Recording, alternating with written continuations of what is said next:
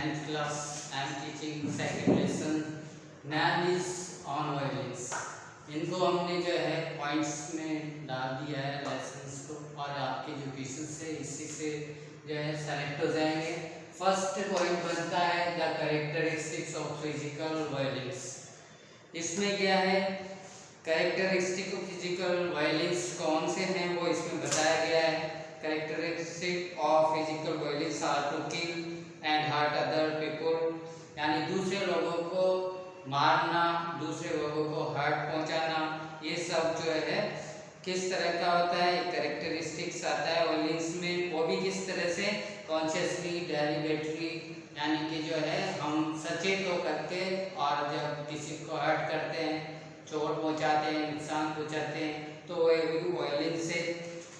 और without thought, या बिना सोचे समझे हम किसी को जो है हर्ट करते हैं, वो भी एक वायलेंस में आता है। ये इसका कैरेक्टरिस्टिक्स है। टू से cruelty and full of hatred, और इस तरह की बात करना जो क्रूएल्टी से भरी हुई हो और हैट्रेड से भरी हुई हो, उसको भी हम वायलेंस कहते हैं। ये फर्स्ट पॉइंट में आता है। सेकंड पॉइंट में है कैरेक्टरिस्टिक्स ऑफ इनवर्ड वायलेंस, आंतरिक हिंसा जिसे कहा जाता है, उसकी क्या कैरेक्टरिस्टिक है, विशेषताएं, वो इसमें सेकंड पॉइंट आता है। Characteristic of inward violence are to dislike people, hate people and criticise people. इसमें लोगों को यानी कि बताते हैं, इसकी कैरेक्टरिस्टिक्स है कि दूसरे लोगों को हेट करना, डिसलाइक करना, और किसी यानी कि जो है दूसरे लोगों की क्रिटिसाइज करना, यानी आलोचना करना, इसका जो है क्रिटिकल कह सकते हैं कैरेक्टरिस्टिक्स है। Not only this, inwardly a person is always quarrelling and battling not only with others but with himself first. इसमें क्या होता है, लोग न केवल बाहरी रूप से परंतु आंतरिक रूप से भी क्या होता है, अपने आप से लड़ता है और दूसरे लोगों से भी लड़ता रहता है। We want people to change, और हम चाहते हैं कि लोग परिवर्तित हो। And want force them to think our way, और हम ये चाहते हैं कि वो लोग जो दूसरे लोग हैं वो हमारे तरीके से सोचे। इस प्रकार की जो है इसमें जो है इनवर्ड वायलेंस में इस तरह की बातें आती हैं। इस तरह की बातें जो होती है वह इनवर्ड वायलेंस के अंदर कैरेक्टरिस्टिक्स कहलाती है। नेक्स्ट थर्ड पॉइंट आ जाता है हमारा, more important then having a PhD degree, यानी पीएचडी डिग्री से प्राप्त करने से भी ज़्यादा क्या महत्वपूर्ण है, ये इसके अंदर हमें बताना पड़ता है। यानी कि जो है नेक्स्ट देखते हैं, one should have quality like love, affection, kindliness, consideration for others, यानी कि जो है व्यक्ति के पास होता है प्रेम, अफेक्शन, स्नेह, काइंडलीनेस, दयालुता, और कंसिडरेशन यानी समझ दूसरों के प्रति। इस प्रकार की जो है चीजें होती है। These traits are more important than having PhD degree। इस प्रकार के जो गुण हैं, जैसे कि इस जो आपने बताया, काइंडलीनेस है, जनरसिटी है, चैरिटी है, ठीक है, और लव है, अफेक्शन है, ये सब ज़्यादा इम्पोर्टेंट है पीएचडी डिग्री से। A person without all these qualities is worse than an animal, और व्यक्ति इन क्वालिटीज के बिना एक जानवर से भी ज़्यादा बुरा होता है। यानी कि पीएचडी डिग्री हो परंतु अगर उसके पास ये जो है क्वालिटी नहीं है, इस प्रकार के गुण नहीं है, तो व्यक्ति जानवर से भी ज़्यादा बुरा होता है, यानी कि उसकी पीएचडी डिग्री कुछ नहीं होती। नेक्स्ट पॉइंट हम आ जाते हैं for per, man realise in order as, यानी कि जो है व्यक्ति किस प्रकार से रियलाइज करता है, किस तरह से जो है महसूस करता है, ठीक, ऑर्डर एज में, यानी कि ज़्यादा एज जब हो जाती है, परिपक्व हो जाता है व्यक्ति, तब किस प्रकार से वह महसूस करता है, वो इसमें बताया गया है।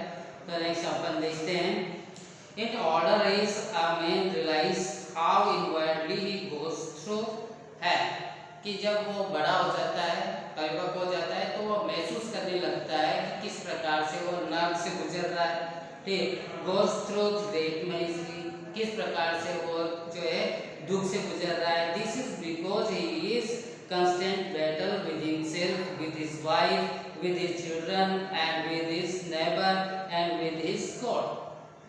क्यों इस तरह से गुजरता है? क्योंकि वो अपने आप से लड़ता रहता है, अपने बच्चों से लड़ता है, अपनी वाइफ से लड़ता रहता है और पड़ोसियों से लड़ता है, ईश्वर से भी लड़ता रहता है। तो ये सब चीजें जो होती है तो ऐसा लगता है उसे जैसे वो नरक से गुजर रहा हो। He is sorrow and confusion, और इस प्रकार से वो दुख में रहता है, कंफ्यूजन में रहता है।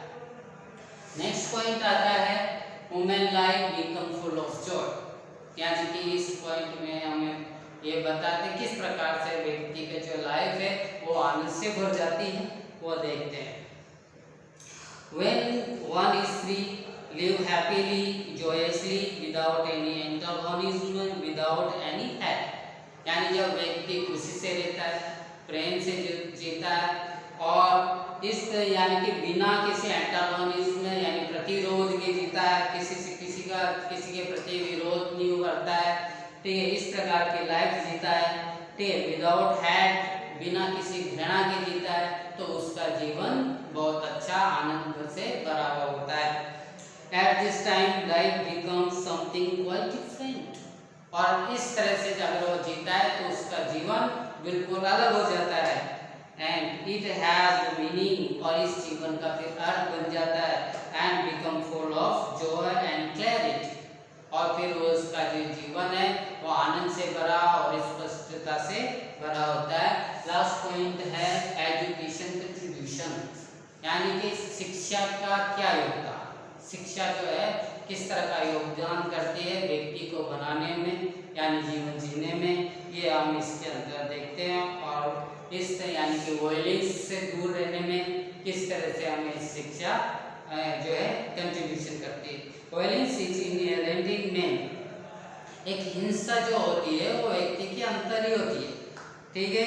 There is hate antagonism, ugly criticism, angry, cruelty and in every person, प्रत्येक व्यक्ति के अंदर जो है अगलीनेस होती है, यानी कि जो है बदलापन होता है, और क्रिटिसाइज यानी कि आलोचना, बदी आलोचना अंदर यानी कि जो है इनहेरेंट होती है, जंजाल होती है, और इस प्रकार क्रुएल्टी और ये निर्दयता भी व्यक्ति के अंदर जंजाल होती है। Education help a person to have a broad outlook, और वह जो है एजुकेशन क्या करती है व्यक्ति के अंदर ब्रॉड आउटलुक यानी विस्तृत विचारधारा उत्पन्न करने में मदद करती है।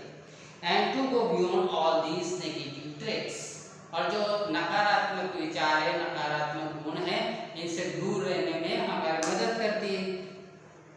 We have a better understanding, और इस एजुकेशन से हमारे अंदर अच्छी अंडरस्टैंडिंग आ जाती है।